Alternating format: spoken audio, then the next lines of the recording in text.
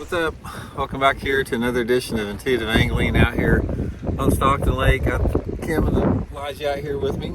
And pretty windy day here. We got like 20-mile-an-hour wind. And what I want to do is I want to talk about probably one of the biggest mistakes I see a lot of anglers make as far as when you have a strong wind and they try to fish into the wind. So I'm going to idle you guys down this bank and I'm going to describe to you why you need to fish with the wind. So here we go. Hey guys, here's a prime example of some wind coming in on a bank like this. This is probably about a 10-mile-an-hour wind hitting this bank here. So what you always want to do in bass fishing, now some people have differing opinions on this, but I'm going to tell you from my own viewpoint, is always work down with the wind. So before you hit a bank, try to pay attention to which direction the wind's coming from and go this way with the wind, because there's a couple different things that this does. Number one is you don't have to be on the trolling motor quite so much, so you're going to be quieter. You're not on and off the trolling motor. You don't have the trolling motor at higher speeds, and so you're going to be more stealthy. Number two, it allows you to make a longer cast. If you cast with the wind, a lot of times you can double your casting length.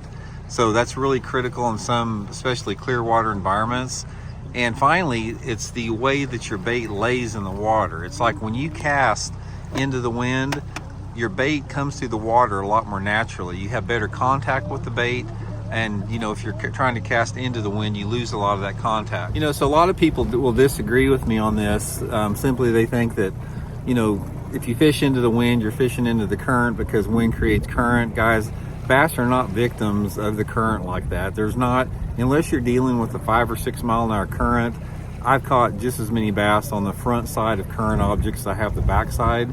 So from that standpoint, the only time that I ever fish into the wind is if I have, say I found a deep brush pile that I've got to cast to one spot and I've got to stay on that spot.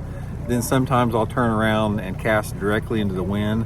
But for the most part, you're going to find if you start fishing and start paying attention to the direction of the wind and try to position your boat to go with the wind and your cast with the wind, you're going to catch a lot more fish. And I don't care if there's just barely a ripple on the water. I always try to fish with the wind. It seems like to me I can double the amount of bites I get by doing that. And I think a lot of people are taught at an early age to position their boat, try to fish into the wind, and I just haven't found it to be like that. I mean, there are some situations, like I said, where you have to pinpoint certain areas, but for the most part, if I have to slow down through an area, let's say that I'm fishing a row of flooded bushes and the wind's blowing pretty good on it, instead of fishing into the wind, trying to be precise flipping those bushes, I'll back my trolling motor up if I need to slow down. So, it allows me to have the trolling motor on half as much.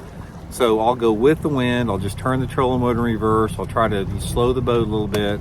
Occasionally I'll put the power poles down, and that'll also slow you down a little bit. But if I'm going too fast, I'll just make repeated casts, or repeated drifts through an area. So one of the biggest pieces of advice I can give you guys in just fishing on the water is always fish with the wind. You're going to catch more fish under 98% of the times out there. So anyway, we'll talk to you guys later. See you.